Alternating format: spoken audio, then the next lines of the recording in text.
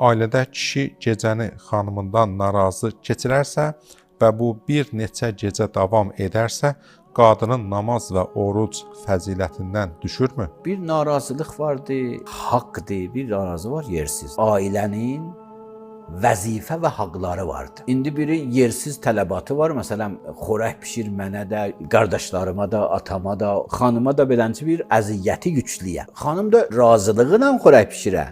Bir də budur ki, yox, istəməyə bişirsin. Buna görə narazı olubdu. Bu nahaq narazılıqdır. Amma əgər haqq narazılığı ola, bir sıra hüquqi ki, ailədə kişinin var, xanımın var, o cəhətlərdə narazı ola, bəli, gərək ibadət məsələsində, ayrı mənəviyyət məsələsində o savab azalar, qarşı da öcürdür ha. Fəqət xanım məsələsi də elə, kişi də məsələsidir. Yəni biz iki tərəfli baxmalıyıq məsələyə.